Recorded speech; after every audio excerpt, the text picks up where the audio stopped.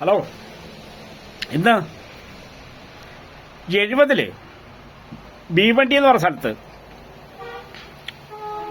ഹിന്ദു മുസ്ലിമിന്റെ ഭയങ്കര ലഹളയാ, അടി. എവിടെ ഹിന്ദു മുസ്ലിം? ആരാ മുസ്ലിം, ആരാ ഹിന്ദു? അതൊരു പ്ലാനിങ് ആയിരുന്നു. 70 കാലഘട്ടത്തിൽ ഈ ഭീവണ്ടി എന്ന് പറഞ്ഞ സ്ഥലത്ത് ഒരു മരത്തിൽ കൊണ്ട് ഒരു കുറച്ച് പേര് കൊണ്ട് ഒരു കൊടി കെട്ടി. എന്നിട്ട് അവർ തന്നെ കുറച്ച് കഴിയുമ്പോൾ അവരെ വേറെ ഒരു പാർട്ടി വന്നിട്ട് അവർ തന്നെ ഇതഴിച്ച് മാറ്റി. രാത്രിയായപ്പോൾ ഭയങ്കര ലഹളയാ. എന്നാ ബഹളമായിരുന്നു, ഭയങ്കര ബഹളമായിരുന്നു.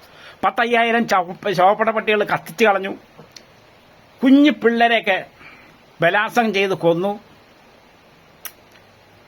കൊച്ചു പിള്ളേരെ വരെ, പെൺപിള്ളേരെയൊക്കെ ചുമ്മാ ഓടെ കിടക്കുക. അവരുടെ മാംസങ്ങൾ എലിയും പട്ടിയൊക്കെ കടിച്ചു നിന്ന് പോവാ. ഇതിന്റെ മെയിൻ കാരണം ഇതൊരു മാസ്റ്റർ പ്ലാൻ ആയിരുന്നു. മാസ്റ്റർ പ്ലാൻ എന്ന് പറഞ്ഞിട്ടുണ്ടെങ്കിൽ അന്ന് പിച്ചക്കാരായിരുന്ന ഗുണ്ടകളൊക്കെ ഇന്ന് കോടീശ്വരന്മാരാ. അവിടുത്തെ ഇത് പ്ലാനിങ്ങാ. എവിടെ ഹിന്ദു മുസ്ലിം ഒരു വിഗ്രഹത്തിനെ പറ്റിയല്ല. ചുമ്മാ ഒരു മഞ്ഞക്കൊടി കെട്ടി ആ കൊടി വേറെ അവർ തന്നെ അഴിച്ചു മാറ്റി. രാത്രിയായപ്പോൾ അതിനു വേണ്ടി ഒരു ബഹളം. ആ മരം ഇന്നും അവിടെ നിൽക്കുന്നുണ്ട്. 70 മരം ഇന്നും അവിടെ നിൽക്കുന്നുണ്ട്. മനുഷ്യന്മാർ കുറെ ചത്തൊതുങ്ങി. മിലിറ്ററിക്കാർ ഇന്ദിരാഗാന്ധി മിലിറ്ററിക്കാരനെ അയച്ചു. ഈ ശവങ്ങൾ കണ്ടിട്ട്, കൊച്ചു പിള്ളേരുടെ ഡെഡ് ബോഡി കണ്ടിട്ട് മിലിറ്ററിക്കാർ പൊട്ടിക്കരഞ്ഞെന്ന് പറഞ്ഞിട്ടുണ്ടെങ്കിൽ അവർ ഞെട്ടിപ്പോയി. കാരണം ഈ ഒന്നും അറിയാത്ത മലമേസറാൻ ചെയ്തിട്ടുണ്ടെങ്കിൽ അവർക്ക് കഴുകാൻ അറിയാത്ത കുഞ്ഞുങ്ങളെ ബലാത്സംഗം ചെയ്തിട്ടിരിക്കും, കൊല്ലുക. അങ്ങനെ ഒരു കാലഘട്ടം 6 മാസം മുമ്പ് ഇവർ പ്ലാൻ ചെയ്തായിരുന്നു. ഇവരെ ആൾക്കാർ തന്നെ യൂണിഫോമിൽ വന്നിട്ട്, പോലീസിന്റെ യൂണിഫോം വന്ന് ഭീവണ്ടി എന്ന സ്ഥലത്ത് മിലിറ്ററിക്ക് പോയിക്കൊണ്ടിരുന്നപ്പം അവിടെ ഒരു 15 പോലീസുകാർ, ഒറിജിനൽ പോലീസല്ല, ഡ്യൂപ്ലിക്കേറ്റ് പോലീസാണ്. അവര് ഇങ്ങനെ ഈ ഭീവണ്ടിക്ക് പോകുന്ന സ്ഥലം എവിടെന്ന് വെച്ചപ്പോൾ അവർ റൂട്ട് മാറ്റി വിട്ടുകൊടുത്തു. റൂട്ട് മാറ്റി പറഞ്ഞപ്പോൾ അവര് അതിലേ പോയപ്പോൾ കുറച്ച് ദൂരം പോയി കഴിഞ്ഞപ്പോൾ ഒരു 10-20 കിലോമീറ്റർ പോയി കഴിഞ്ഞപ്പോൾ തിരിച്ച് വേറെ ഭീവണ്ടി ഇന്ന സ്ഥലത്താന്ന് പറഞ്ഞു. തിരിച്ചു വന്ന് ഇവരുടെ ചോദിച്ചപ്പോൾ പറഞ്ഞു അങ്ങോട്ടാന്ന് പറഞ്ഞു. ആ 15 എണ്ണത്തിന് അന്ന് വെടിവെച്ച് കൊന്നു. അന്നിങ്ങനെ TV റിപ്പോർട്ടൊന്നും ഇല്ല, ചെറിയ പത്രങ്ങളൊക്കെ ഉള്ളൂ. പറഞ്ഞ മനസ്സിലാവുന്നുണ്ടോ? ഭീവണ്ടി എന്ന സ്ഥലത്ത് അന്ന് ഭരണം ഇന്ദിരാഗാന്ധിയാണ്. ഇന്ത്യ ഭരിക്കുന്നത്, മൊത്തത്തിൽ ഭരിക്കുന്ന ഇന്ദിരാഗാന്ധിയാണ്. ഇന്ദിരാഗാന്ധി ഓരോ മിലിറ്ററിക്കാരടുത്ത് പറഞ്ഞു, വിരൽ അനക്കുന്നവരെ ഷൂട്ട് ചെയ്തോളാൻ പറഞ്ഞു. എത്ര എണ്ണത്തിന്? പാവം, ഇത് ആരുടെ പൈസ മൊത്തം പോയെന്നറിയാം? ഗുജറാത്തികളെ. അവരുടെ മുടക്കിയ പൈസ മുഴുവല്ല ഇവർ കട്ടുമാറ്റി. അവർ കോടീശ്വരന്മാരായി. ഗുജറാത്തികൾ അവർ വിട്ടുപോയി. അന്ന് പൈസക്കാരായിരുന്നവരെല്ലാം വിട്ടുപോയി. ഗുജറാത്തികൾ അവർക്കെന്നാ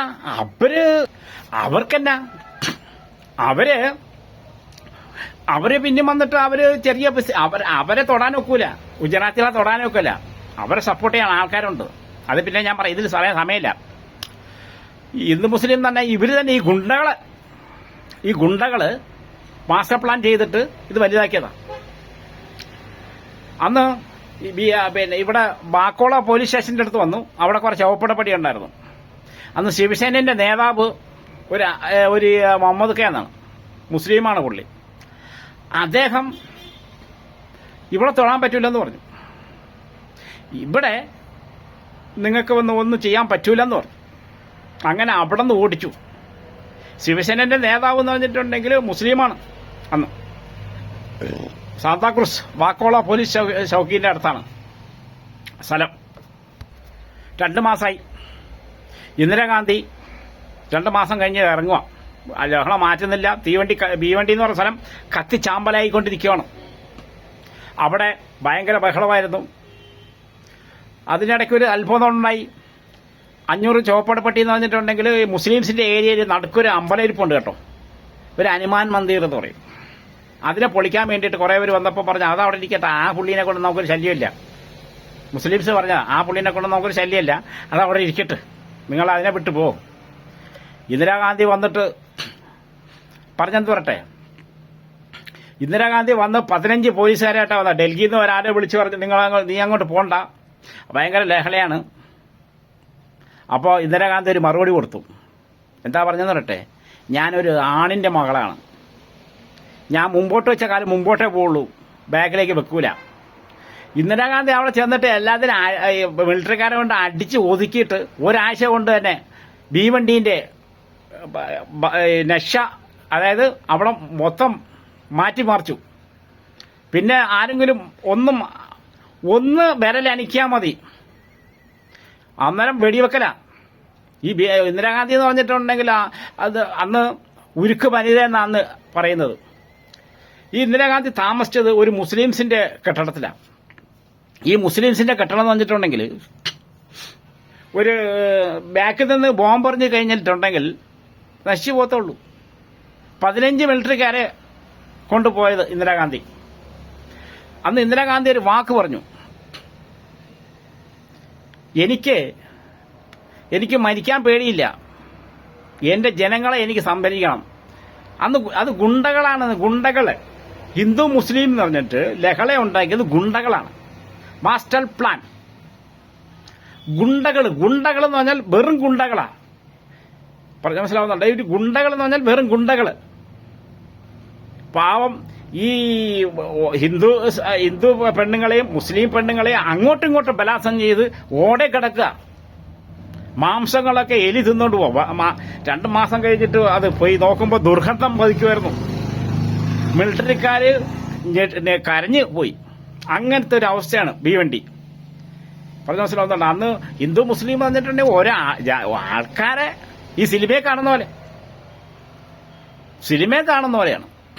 അവര് കുറെ ഗുണ്ടകൾ വരിക, പാവം. ഇതൊക്കെ ആർക്കാ പറ്റുന്ന? അപ്പുറത്തെ പെണ്ണുങ്ങൾക്കാ. ആണുങ്ങളാർക്കും ഒന്നും ചെയ്തില്ല, അവർ വിട്ടുപോടി. പാവം പെണ്ണുങ്ങൾ എന്നാ പഴച്ചു? ഒന്നും അറിയാത്ത, തീട്ടം കഴിയാൻ അറിയാത്ത പെണ്ണുങ്ങളെ ഇപ്പൊ കൊച്ചു പിള്ളേരൊക്കെ ബലാത്സംഗം ചെയ്തിട്ടിരിക്കുക. വല്ല ആവശ്യമുണ്ടോ? ഇപ്പൊ അവന്മാരൊക്കെ ഭയങ്കര കോടീശ്വരന്മാരാ അവിടുത്തെ. നാളെ യവന്മാർക്ക് എന്നാ സ്ഥിതി വരുമെന്നറിയില്ലോ. കുറെ എണ്ണൊക്കെ പുഴു പിടിച്ച് പോയിട്ടുണ്ട്. അവസാനം വെള്ളം ഇറങ്ങാതെ ക്യാൻസർ ബാധിച്ച് മരിച്ചവരുണ്ട് കുറെ പേര്. കാരണം ഈ പിള്ളേരൊക്കെ എന്ത് ചെയ്യാൻ? അങ്ങോട്ടും ഇങ്ങോട്ടും അടിയാം. ഭീവണ്ടി അങ്ങനെ കത്തിക്കൊണ്ടിരിക്കുകയാണ്. ഭീവണ്ടി എന്ന് പറഞ്ഞ സ്ഥലം കത്തി നശിച്ചുകൊണ്ടിരിക്കുകയാണ്. ഞാൻ കള്ളം പറയുകയാണ്, നിങ്ങൾ അന്വേഷിച്ച് നോക്ക്. 70-ലെ കാര്യം ഞാൻ പറഞ്ഞു. 70 അങ്ങനെ ഒരു ഹിന്ദു മുസ്ലിം ഒരു വിഗ്രഹത്തിനെ പറ്റിയല്ല, ഒരു കൊടി കൊണ്ട് കെട്ടി അവർ തന്നെ അഴിച്ചു മാറ്റി. ഭീവണ്ടിയിൽ പോണെങ്കിൽ ഇവിടെ നിന്ന് നേരെ ജയന്തി എക്സ്പ്രസ് കയറുക, നമ്മളെ കല്യാൺ സ്റ്റേഷനിൽ ഇറങ്ങുക, അവിടെ നേരെ ഭീവണ്ടിക്ക്. അവിടത്തെ അന്നത്തെ അവസ്ഥ എന്ന് പറഞ്ഞിട്ടുണ്ടെങ്കിൽ ഇന്ദിരാഗാന്ധി വരെ ഞെട്ടി കരഞ്ഞുപോയി. ഇന്ദിരാഗാന്ധിന്റെ പൈസയുടെ വേറെ ഗോഡൌണിൽ നിന്ന് ഒരു പൈസ എടുത്തിട്ടില്ല. ഇന്ദിരാഗാന്ധിന്റെ പൈസ കൊണ്ട് അവര് പരിപ്പ്, ഗോതമ്പ്, മറ്റത് മറിച്ചത് പൊടി എന്നാ വേണം ആഹാരം കൊണ്ട് ഇട്ട് കൊടുക്കുകയാണ്. അങ്ങനെ ഇട്ട് കൊടുക്കുക. അതൊക്കെ തിന്നിട്ട് ഇപ്പോഴും പറയുമല്ലോ, ഇന്ദിരാഗാന്ധിക്ക് ഒരു വോട്ട് പോലും കൊടുത്തില്ല, ജയിപ്പിച്ചില്ല, തോപ്പിച്ചു കളഞ്ഞു. എന്നിട്ട് ഈ കാട്ട്കൂപ്പറിൽ വെച്ചിട്ട് ഇന്ദിരാഗാന്ധി ഒരു വർത്തമാനം കാട്ട്കൂപ്പർ വെച്ചിട്ട് ഇന്ദിരാഗാന്ധി ഒരു വർത്തമാനം പറഞ്ഞു തരട്ടെ. എല്ലാവരും എന്റെ മക്കളാണ്. ചിലവര് നമ്മളെ വെറുക്കും, ചിലവർക്ക് ഇച്ചിരി കുറഞ്ഞു പോയെന്ന് പറയും. എനിക്കതല്ല, ഇനിയും അങ്ങനെ എന്തെങ്കിലും സംഭവം നടന്നാൽ ഞാൻ മുമ്പോട്ട് വരും. എന്റെ തന്ത എന്നെ അങ്ങനെ പഠിപ്പിച്ചിരിക്കുന്നത്. ഇലക്ഷന് വേണ്ടിയിട്ടല്ല ഞാൻ അവരെ രക്ഷിക്കാൻ പോയത്. എന്നാ ഇലക്ഷന് വേണ്ടിയിട്ട് ഞാൻ അങ്ങനെ ഒരു കാര്യം നോക്കിയിട്ട് പോലുമില്ല. അതാണ് ഇന്ദിരാഗാന്ധി. ഇന്ദിരാഗാന്ധി എന്ന ഉരുക്ക് പരിധിയാണ്. അന്ന് ഇപ്പോഴും ഇപ്പോഴും അവിടുത്തെ കാരണവന്മാരെ ചോദിച്ചു നോക്കും. അന്ന് അത്രയും അവിടെ കഷ്ടപ്പെട്ടിട്ട് ഇന്ദിരാഗാന്ധിക്ക് ഒരു വോട്ട് കൊടുത്തില്ല എന്ന്. ഇന്ദിരാഗാന്ധിക്ക് ഒരു ദുഃഖവുമില്ല. ആർക്ക് പോയി? പോയത് അവർക്ക് തന്നെ പോയി. അങ്ങനെ ഒരു സംഭവം നടന്നാൽ ഹിന്ദു മുസ്ലിമിന്റെ ഒരു സംഭവം അവിടെ നടന്നിട്ടുണ്ട്. ആരാ മുസ്ലിം, ആരാ ഹിന്ദു? ചുമ്മാ മാസ്റ്റർ പ്ലാൻ. ഓക്കെ.